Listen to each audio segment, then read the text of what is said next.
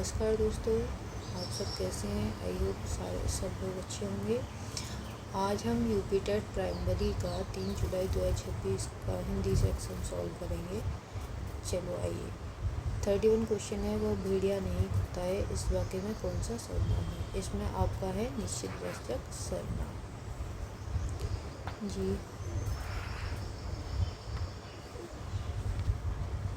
अब आता है हमारा प्रश्नवाचक चिन्ह। सही प्रयोग कहाँ किया गया है। इसमें कहाँ किया गया है, तुम कहाँ जा रहे हो, इसमें प्रश्नवाचक चिन्ह तुम्हारा सही है। Question answer number D.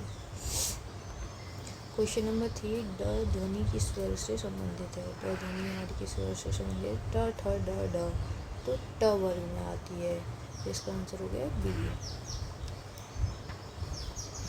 34 question है, जिन व्यंजनों का उच्चारण करते समय मुंह से गर्म हवा निकलती है। गर्म हवा किससे निकलती है, जैसा कि आप सब लोग जानते हैं ऊष्म व्यंजनों से। जी तो इसका आंसर वी हो गया। नाक में दम करने का अर्थ क्या होता है। नाक में दम करने का अर्थ होता है परेशान करना, तो आंसर सी। 36 क्वेश्चन, स ध्वनि का सही उदाहरण है। स ध्वनि का सही उदाहरण कौन सा हमारा, शिक्षा। गुड। अब आते हैं हम 37 में से तद्भव शब्द कौन सा है। तद्भव शब्द कौन सा है हमारा, गाँव। बाकी कैसे शब्द हैं, तो सब। और क्वेश्चन नंबर आता है हमारा 38 में क्या है, सतगुरु का संधि रूप क्या है। सतगुरु का संधि रूप होगा आपका सदगुरु। Answer number A. 39 क्वेश्चन, सुरभित सुंदर सुखद सुमन तुम पर खिलते हैं। इसमें उपयुक्त में अलंकार पूछा गया है, कौन सा अलंकार है। स की आवृत्ति कई बार हुई है, तो ऐसे शब्दों को ऐसे उनको क्या बोलते हैं हम, अनुप्रास अलंकार। कौन से अलंकार होते हैं, अनुप्रास अलंकार। क्वेश्चन नंबर 40, वो बहुत तेज दौड़ता है, किस प्रकार का वाक्य है। किस प्रकार का वाक्य है बताइए। वो बहुत तेज दौड़ता है, तो ये एक सरल वाक्य है, क्योंकि इसमें कोई वाक्यों को जोड़ने वाले शब्दों का प्रयोग नहीं किया गया है। 40 नंबर है हमारा, लड़कपन शब्द में प्रत्यय है। प्रत्यय कौन से होते हैं, जो पीछे लगाए जाते हैं। लड़क धन पन, लड़कपन।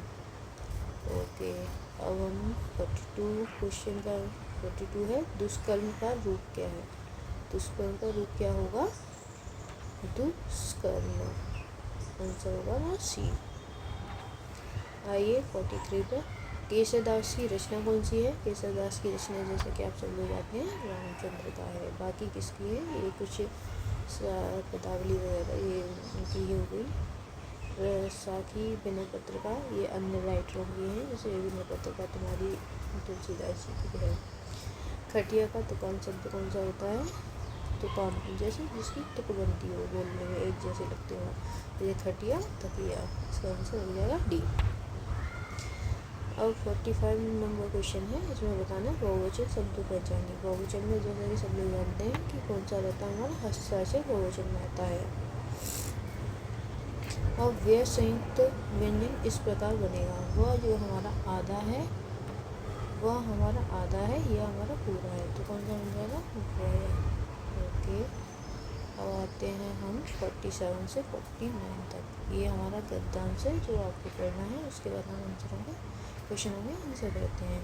चलिए, गद्यांश के अनुसार युवाओं को सशक्त क्या बनाता है। अब जैसा कि स्पष्ट दिख रहा है कि पैराग्राफ को जो आपने रीड किया हुआ तो समझ में आता है, इसका आंसर आएगा शिक्षा और कौशल हमारे युवाओं को सशक्त बनाती है। गद्यांश के अनुसार क्या है, युवाओं को क्या चाहिए, क्या चाहिए होता है युवाओं को। गद्यांश के अनुसार दिशा और अवसर चाहिए होता है। जी अब आता है 49, गद्यांश के अनुसार युवा शक्ति क्या है। युवा शक्ति क्या है, हमारी राष्ट्र की ताकत है। ये गद्यांश के अनुसार आपने पढ़ा हुआ तो अच्छे से समझ आएगा। क्वेश्चन नंबर 50, अर्पण का विलोम शब्द क्या होता है। अर्पण का होता है ग्रहण करना। अर्पण मतलब किसी को देना, ग्रहण करना मतलब लेना। 59 क्वेश्चन है हमारा, गुरु उपदेश का सही संधि रूप क्या होता है। गुरु उपदेश, इसका आ जाएगा हमारा गुरु उपदेश।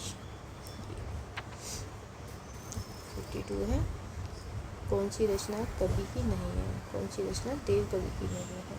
देव कवि की हमारी कौन सी नहीं है?